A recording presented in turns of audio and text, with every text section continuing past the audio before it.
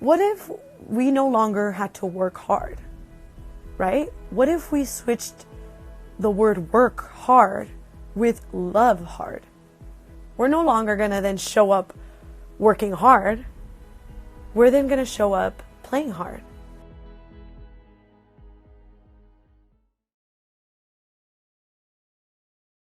Hey guys, welcome to Play Hard, Love Hard. My name is Natalie Garnica, and today we're going to be focusing on how can you potentially build a romantic relationship while you're still building a business or building your own life. So in order to help me with this conversation, I'm bringing Dr. Morgan Oakes. Say hello. Hey, it's great to be here. Thanks for allowing me to come play today. Yeah. Well, I'm super excited because Dr. Morgan Oakes is an international teacher, author, and speaker whose passion is empowering people in every facet of their life. He helps people begin building their best lives by guiding them to identify their pain, power, and personal role models. Morgan is also super charismatic and funny, so I am really excited to have him here today. Awesome. Thank you, Natalie. Like I said, so awesome to be here. And I think what you're sharing is really important. So I'm grateful to be a part of it. Thank you. So maybe we can start by maybe you can further explain, like, what is it, the work that you currently do, and kind of like the process of how you got there. Yeah. So what I'm currently doing is I'm a high performance coach. I'm also a transformational speaker, and I also do some other healing modalities. And the way that I ended up here was just through my own path of continual like personal growth and evolution. I would get to these places in my life where I'd plateaued and I'm like, oh my gosh, it's me. Or something else would happen in my life and I'm like, oh yeah, that's me. So I realized early on that the work needed to happen with me. It wasn't all these external factors. And so I've just done a lot of personal growth. And in that time, what I found was my business coach didn't care about my relationship. My counselor didn't care about my fitness. My trainer at the gym didn't care about any of it. Like, I just had all these pockets of personal growth and development that really didn't overlap and necessarily support each other. But the truth is they all do support each other. And for us to live a full, like, enriched life, they need to all fit. So I feel like high performance coaching is a really great place where all the things that I help people level up in that area, in that process and in what I do, it helps with their relationship. It helps with their business. It helps with their health. It's addressing all those areas. And that's one of the things I really love about it. I love that. And so I guess for me, I'm just wondering, like, well, how do you find that balance within all of it? Because to me, it seems like it's a lot to juggle, obviously. So yeah, how can you balance all of this? Yeah, I think one thing that I'll do is sometimes you have to focus on either what's your biggest pain point, and you really dive in and address that. Sometimes you focus on what's that thing out in the future that I'm really most focused on achieving or being or doing or experiencing. So sometimes it's an away from or a towards energy that you step into. And that gets really hyper focused. I think the other thing we need to do is we need to raise, all ships at the same time. So it's a balance of all of the above, and then also with typically a specific focus in an area that I'm most wanting to address. And what are some biggest shifts that you've had to encounter, like, with your life in order to shift that? Wow. Everywhere. I mean, I started off in a really small town in Wyoming, so typically in that town you would get a job somewhere and that would be it. And, so shifting into entrepreneurship has been probably one of my biggest learning curves. Transforming what I wanted a relationship to look like in my life. I've done a lot of work around that as well. Coming from a place where men showed up in a very specific way in Wyoming, right, when I was growing up. And so trying to figure out how can I, in a healthy way, be my best version of who I'm wanting to be. I also, pay attention to my diet and my nutrition and my health. And so kind of all of those different areas I've noticed were necessary for me to be living the life I really wanted to experience. So I've dabbled everywhere, and I've put a lot of deep focus into some specific areas, including spirituality for me. So So I find it really common for not just men, but like mainly men, because I feel like they are usually the ones who have in history created their own businesses. But now that women are also shifting into building their own companies, we get into this cycle of like, oh, I don't know if I'm really ready for a relationship right now. I'm trying to really focus on just like my business or on this. Do you think that it's possible to do both, or is there actually some truth behind that? yeah, I think I would say it's not only possible, but necessary, right? Because we always think there's this like dreamboat thing out in the future where everything's going to change. And I was coaching a client just a week ago, and I'm like, dude, like last year you had like $10,000 problems. As your business grows, you're going to start having like 40, 50, $60,000 problems. Like we're not going to reach this point where we don't have this time balance, where life gets easy, where we put everything on cruise control. And so I think really trying to live as if, you need to, if you want to, have good fitness 5 years from now when you're successful, have good fitness now. Yeah. If you want to be healthy, do it now. If you want to be in a relationship, do it now so the two of you can grow together. Yeah. And so a lot of times when I hear that, I feel like as a coach, I'm like, all right, like, what's the right way to basically show this person they're not being courageous? It's usually an excuse to not step into a fear is what I usually feel is coming through with that.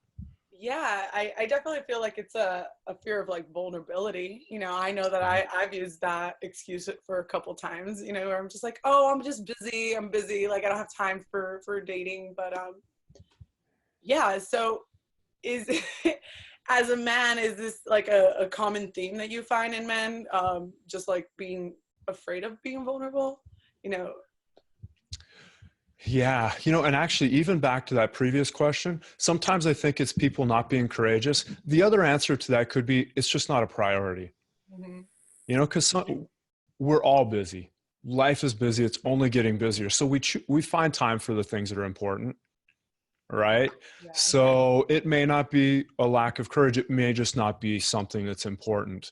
And so, yeah, as far as like men and vulnerability, I think, gosh, it's all across the board. Sometimes we don't know what we don't know. Yeah. There's some people that they feel like they're spilling the beans on everything and their heart is on their sleeve and they're so open and they just don't realize what they don't realize, both with men and with women. And so, yeah, it's vulnerability is an interesting thing. And sometimes we have that vulnerability, like we know those people that just vomit on social media. They vomit all over us every time we see them. They vomit on people within the first 5 minutes of meeting them. And so I think as a society, like we're really learning how to be authentic. Like so much of our world is out and is public right now, sometimes whether you want it to be or not. So I think it's requiring us to be a lot more honest. Yeah. And I think and honesty, if we're going to do a good job at that, it helps to be authentic, right? Be actually living who we are. And I think vulnerability is just how well you're able to share who you authentically are, and how comfortable you are with that. And so I think sometimes people that feel like they're not being vulnerable, they're actually just being themselves, and they just don't have maybe that level of extroversion or, sharing everything with the world that we're hearing about more and more now. So Yeah, I was thinking about that yesterday as well. We were talking about certain celebrities and how like there are certain celebrities that don't want to share everything about their lives, and then other people are like, oh, well, then that just makes them fake. And it's like, who are we to say, right? By how much we decide to share isn't always the whole truth.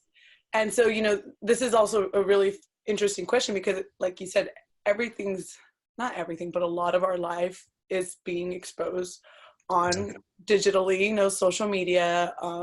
in this digital world. So how can you filter out or create still authentic relationships, do you think? Yeah. Ultimately, I think it's you get absolutely clear about who you are and keep doing your healing work so that you're not moving away from something that happened in your childhood, or you're not moving towards something that happened in your childhood that actually isn't you. Like, do your healing work, get really clear about who you are and live that life. And then I think the next step is you get clear about your boundaries. Like, not everything needs to be shared on social media. And this was a struggle I had that I worked with one of my coaches and teachers about, where just because it happened doesn't mean it needs to get shared, you know? And so you figure out, like, what part of my life am I going to share? What part of my life am I not going to share? You know, and then I think people need to be okay with whatever that is, both the person that's choosing to share and the people out there that are maybe waiting for something that they don't actually deserve and that they'll never receive. Mm-hmm. You know? Yeah, this is definitely an interesting topic, or especially when it comes to romantic relationships, because I personally had that experience where I was with someone and he didn't want to share our relationship on social media. You know, that was like his personal boundary. And obviously, like, from my experience, I was just like triggered, like with my own insecurities. And, you know, it became a topic.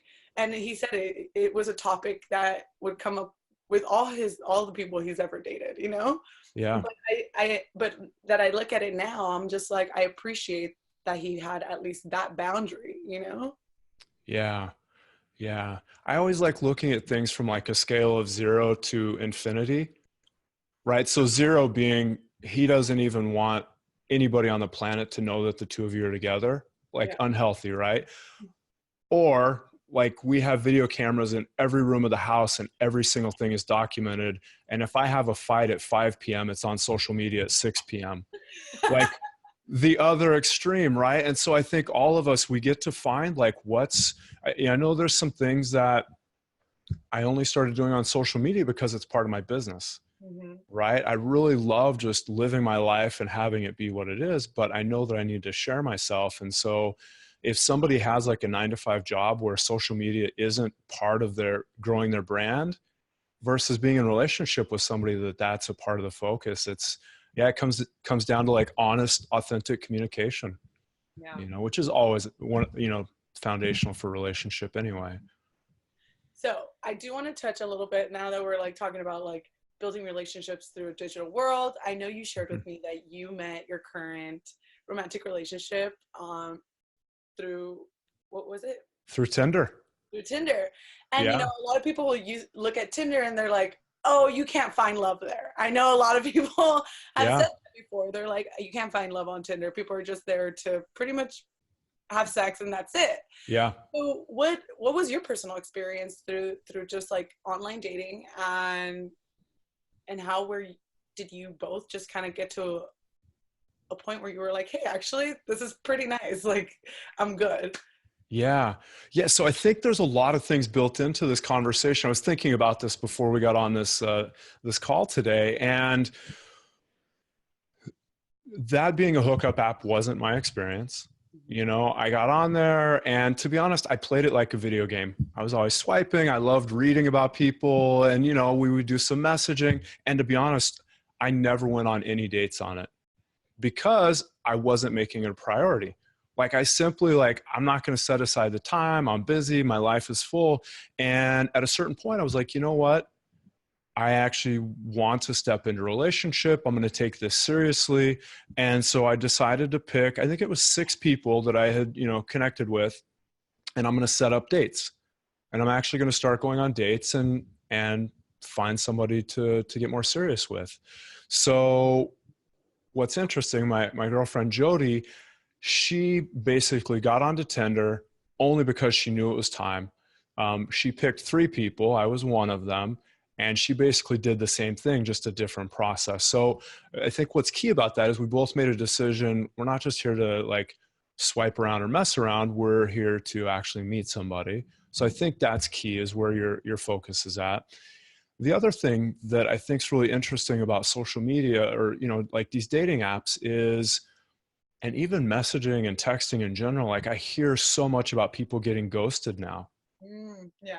Right. And ghosting, I think, is all right. If you never met anybody, you only messaged them once, not a big deal in my mind. Yeah.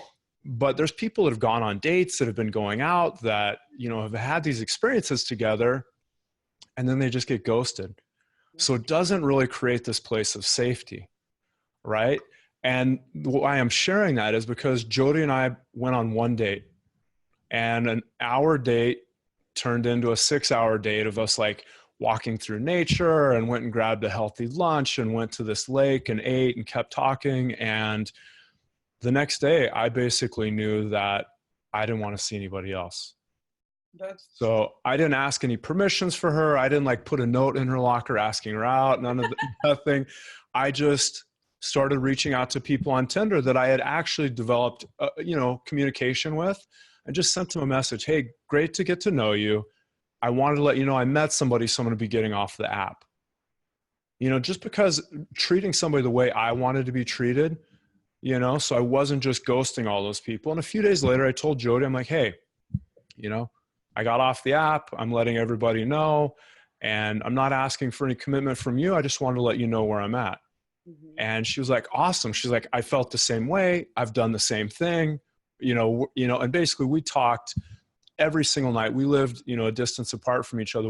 We talked every single night after that first date, and never turned around. But I think us deciding that what we wanted and going for it, for me, I think creating that safe space of not ghosting everyone, I think it's hard right now to be vulnerable with people, because you might eat a meal wrong and somebody's going to be unhappy. They don't tell you and they just ghost you.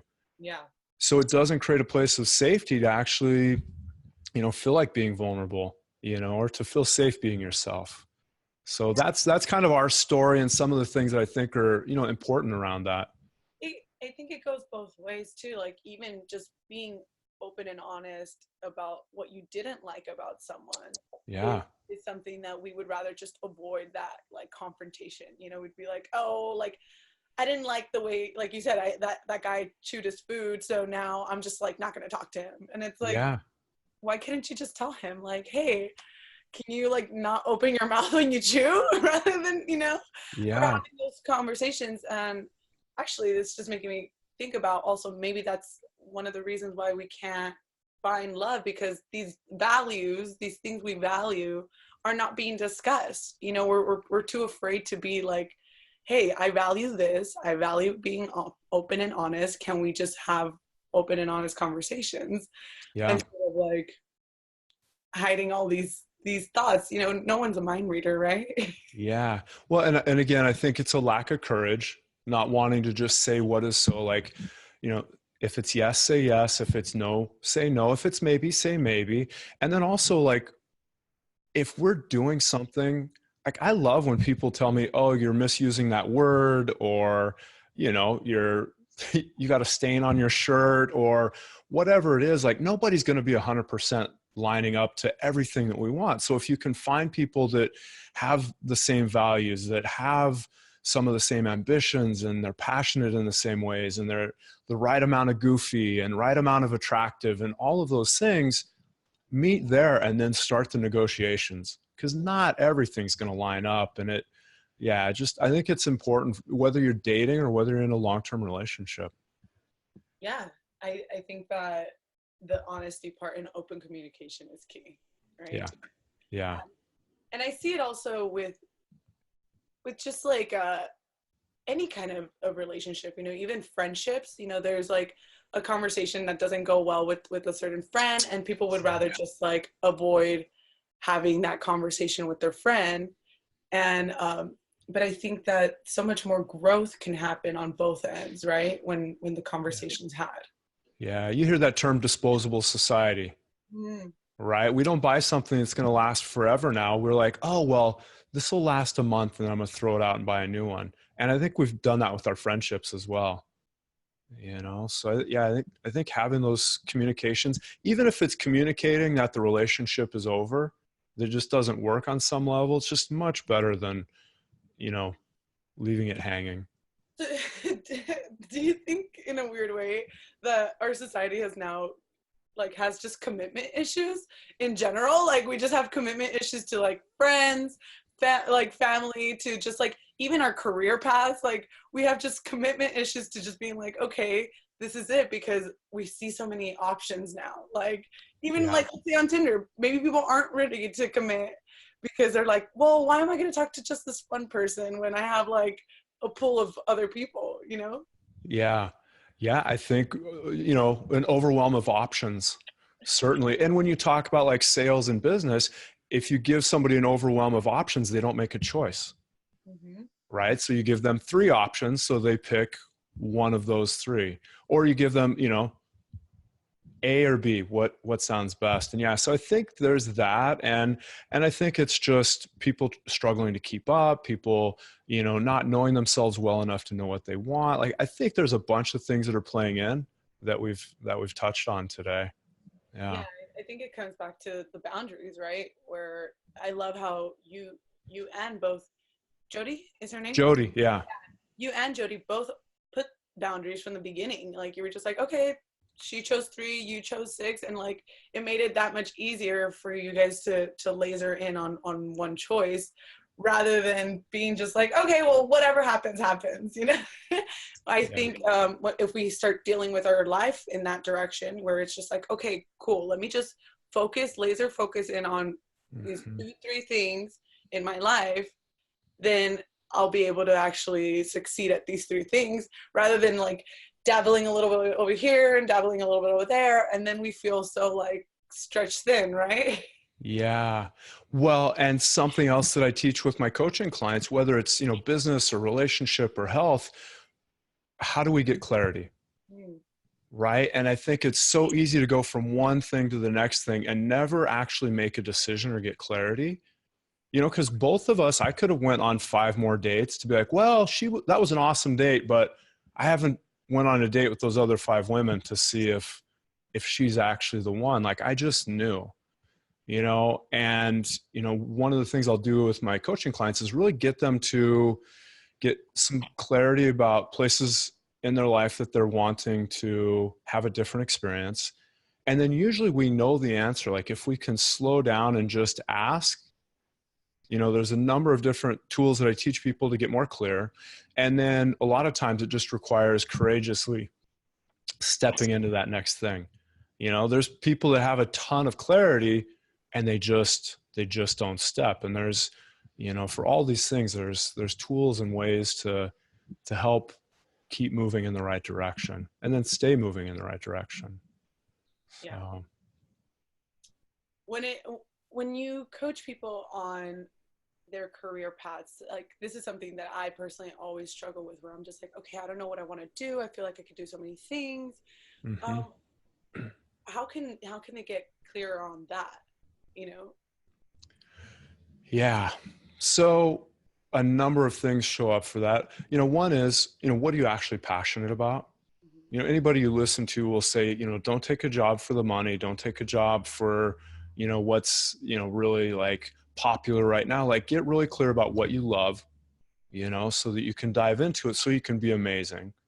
You know, I think instead of trying to do a half dozen things, we do have to limit ourselves and focus in on something.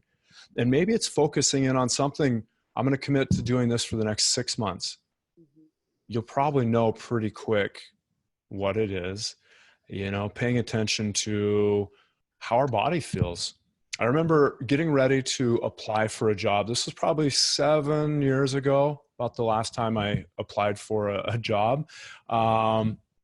And I imagined going to the interview, and then I imagined getting the job, and I imagined getting in the clothes I would have to wear at this job, and I imagined the commute, and I imagined where I would be in the office and the phone calls and as I went through all that imagination, like my gut was just wrenching, my chest was tight, you know, it just felt horrible.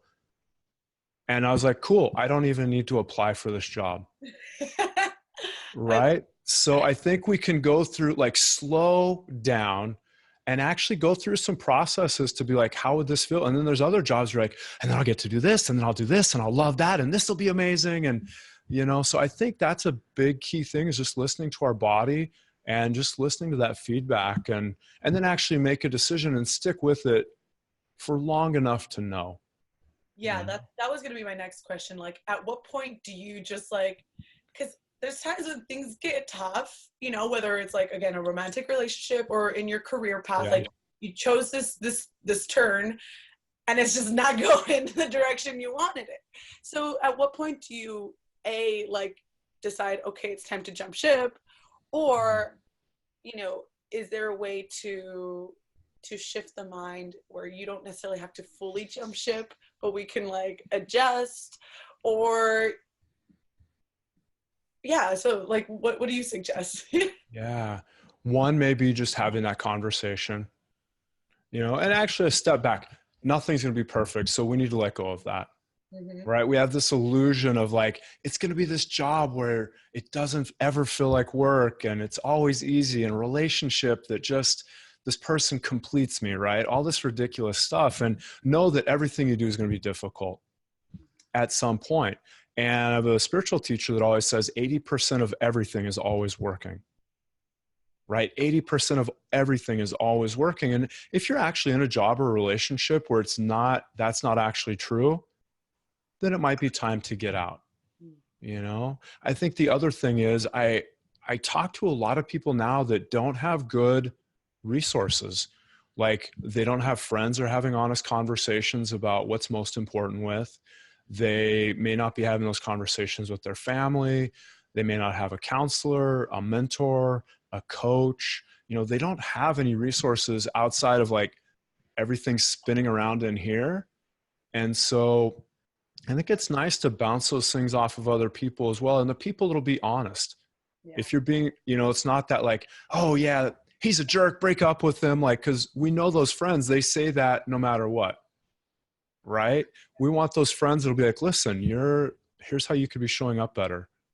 Or this has been true about the last 6 relationships you've been in. So it's actually not them, it's you. Right. So so I think all those things help. And usually when we go back to that clarity piece, if you put this question to somebody, what's the next best thing you should do? Right? What's that one thing that you should do next that's best for your relationship, best for your career, best for your job? Usually we know that answer. It's like, cool, take some direction there. So I like it. So I know that you have some ways that people can get to know you a little bit better. And so if you can share what Juicy offers you're going to be giving our audience. Awesome. Yeah. And thank you for allowing me to share them. My big things around empowering people. I have conversations all the time with people, and sometimes it's like, oh my gosh, like, here's the audiobook, here's the takeaway, and just change this, you'll be good. So I love empowering people. And so the things I'm offering today, one is I've got a training video that I've done. It's the 6 keys to living your top life. And that I have people that are still talking about that, people that have gone through full coaching programs with me, and they still talk about that free video. So that's a great way to dive in and just have some tools to start looking at your life and addressing some things. The other thing is just offering a half-hour phone call for people just to reach out to me. They'll fill in a couple, just fill in a little bit about themselves so I know who I'm talking to. And then we'll have a half hour to kind of cover what they want. Sometimes it's business, sometimes it's relationship, sometimes it's health, but just helping people get to that next level and to know what those resources are. I think that this is one of the most amazing offers, because to have that, again, as you were saying, to have someone to talk to and just get really clear, getting out of our own head and just having someone be that mirror for us is so helpful. We sometimes get stuck in thinking that we have to do it all on our own, and we don't, and having someone to just help guide you into getting to know who you really are is so life-changing, I think. Yeah, and it half hour is a long time. Like I've paid coaches so that I could get 2 15-minute calls a month. And that was the only thing out of their package that I actually wanted. So yeah, you know, if you have questions, give me a call. Let's have that conversation. There's so many resources out there, and I've experienced so many of them that I just have these things like that I feed to people. And then if working one-on-one actually makes sense, then we can have that conversation. But I love to help empower. Yeah. So. All right. Well, this was such a beautiful conversation. I had so much fun with you, Morgan. And again, anybody wants more of Morgan, click that link and set up your call. All right. Awesome. Thank you, Natalie. You're welcome. Bye. Bye.